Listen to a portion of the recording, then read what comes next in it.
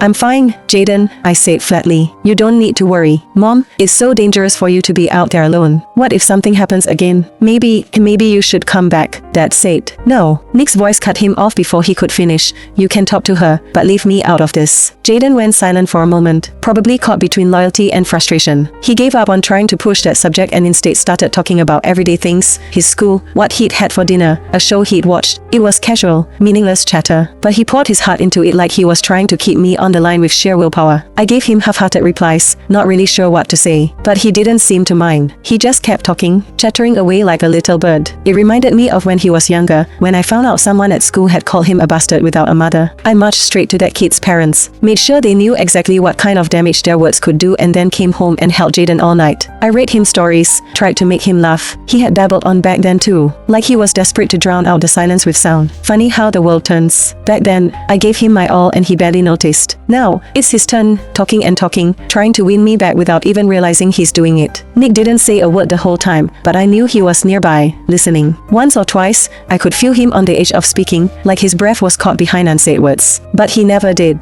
Jaden and I talked until well past midnight. Eventually, I was too exhausted to keep going and gently hung up. The next morning, I decided to get some fresh air. But as soon as I stepped out of the hotel and rounded the corner, I saw them, Nick and Jaden, standing just a few feet away. Jaden saw me first and lit up like it was Christmas morning. He sprinted over and threw his arms around me. Mom, you're here. We've been waiting for you forever. I frowned and looked past him to Nick. Why did you bring him here? I needed to talk to you, Nick replied with a sigh, but he insisted on coming along. I didn't have a choice. I didn't argue. I brought Jaden back to my hotel room to keep him out of the conversation, and then I followed Nick to a nearby cafe. We sat across from each other, coffee between us, the weight of unfinished conversations hanging in the air. I met his gaze and said flatly, okay, say what you came to say. He didn't hesitate. About what you asked me last night. I've been thinking about it, and I want to tell you, seriously, that my answer hasn't changed. I still want to be with you. His voice was steady, but I could tell it cost him something to say the next part. I know I've always had a big ego. I hate being judged, hate being seen as anything less than perfect, and I've held my partners to those same standards. But people aren't perfect. I get that now. I can't change the past and maybe I'll never get over all of it. But I do know this. I love you. And even if something really did happen last night, I'd still choose you. He leaned in a little. If anyone dares speak against you, I'll shut them down myself. I looked at him for a long time. His face was open, earnest, even a little hopeful. And yet, all I could do was let out a soft sigh. And then what? I asked quietly. That seemed to catch him off guard. He blinked, clearly not expecting that response. What do you mean? I mean, what's next? I clarified, voice calm but firm. What exactly are you asking from me? Nick shifted uncomfortably in his seat. I'm saying I want you back. I don't want a divorce. I want us to be together again. He reached across the table, trying to take my hand. I pulled away before he could touch me. His expression crumpled, but I stayed steady. Nick, I said softly, you already know I only married you because of the agreement with your mother. I never loved you. Everything I did for you and Jaden. It wasn't love, it was gratitude. I was repaying a debt. And even if you truly don't care what happened last night, it doesn't change the fact that I don't love you. His face went pale, like I'd slapped him. He sat frozen, the words clearly hitting harder than he thought they would. By the time he started to recover, I had already stood up and walked out. Back at the hotel, I found Jaden curled up on the couch. I handed him the toy I'd picked up for him on the way back and sat beside him. Jaden, I said gently, I'm leaving for another country. I need you to be good and stop giving your dad a hard time. He stiffened instantly, clutching the toy tighter. But Dad said you were gonna stay with me. Why are you leaving again? Can't you stay? I know I messed up before. I'm sorry. Mom, I'll be better. I promise. I won't hurt you again. I reached out and gently pushed a strand of hair off his forehead, my voice soft. Sweetheart, I made a deal with your grandma years ago to take care of you. I even gave up studying abroad for it. But now, it's time for me to chase my dreams again. And I want to take my mom with me, let her see the world, too. Tears welled up in his eyes. So what about me? Are you just going to leave me here all alone? You're not alone, Jaden, I said, crouching to meet his eyes. You have your dad. He's a good man and he'll take care of you. And I'm not abandoning you. I'll come back, okay? Once I finish my degree, I'll come visit you. He opened his mouth to protest, but I pressed my finger gently against his lips. If you say no now, I might never come back. His eyes widened in panic. No,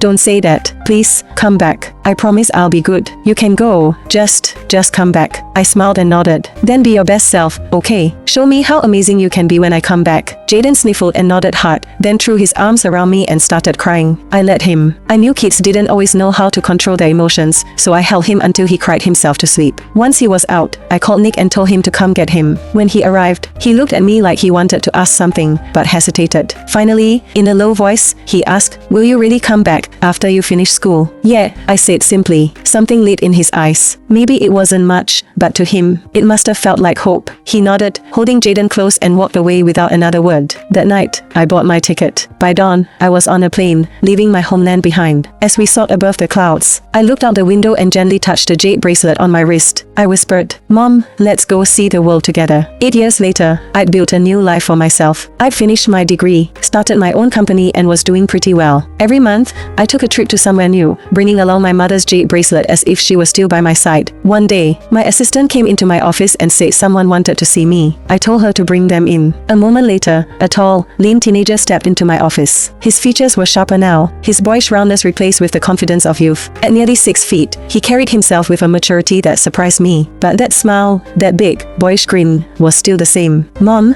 he greeted me, his voice deeper, but still filled with that same warmth. "Jaden." I blinked, caught off guard. "How'd you find me?" "Dad told me," Jaden said casually, like we hadn't just missed nearly a decade, walking closer. "He said you finished school 3 years ago but never came back. He thought maybe I should come see you." I let out a soft chuckle, more out of exasperation than humor. "Of course he did," I muttered and gestured for him to sit. "Come on, sit down. Tell me everything." We caught up like old friends who hadn't seen each other in years, which, I guess, we were. I told him about my work, my travels, how I brought Mom's bracelet everywhere with me. He talked about school, his interests, how he was considering studying business. Then, after a pause, he mentioned Nick. "Dad hasn't been doing great," he admitted, looking down at his hands. "He waits around for news about you, but you never reached out. He's been sad. He never got over you. Said he didn't want to bother you, but he misses you a lot. He throws himself into work just to get by." I didn't say anything. Guilt and confusion twisted together in my chest. "He really wanted to come see you," Jaden added, "but he was scared. He didn't think you'd want to see him." I sighed and rubbed my temples. "He's still the same, huh?" Then I pulled out my phone and called him. "Come to dinner tonight," I told him. "Jaden and I want to eat together. You should come too." That evening, I booked a private dining room at a quiet restaurant. Just the three of us. We sat across from each other like some version of a family frozen in time. Nick looked like he wanted to say something more than once. His lips parted. His eyes searched mine, but he always hesitated. Finally, Jaden broke the silence for him. "Mom,"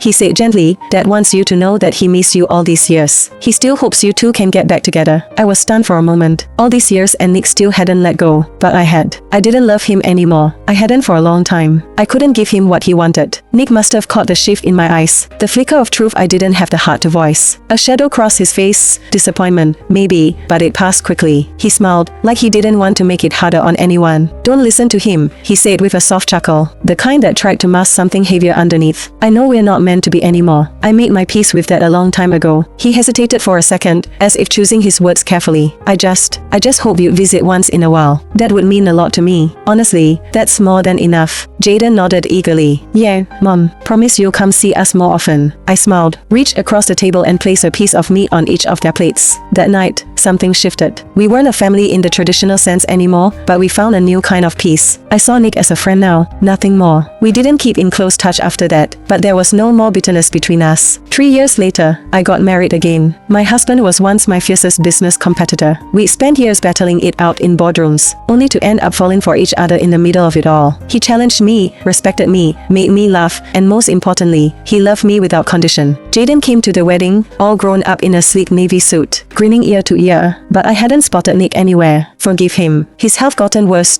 Jaden explained when I walked over to his table during the reception. "But he sent a message." Jaden paused for a moment, then looked up at me with a gentle smile. "He wanted to say congratulations on your wedding, and he hopes you'll be happy forever."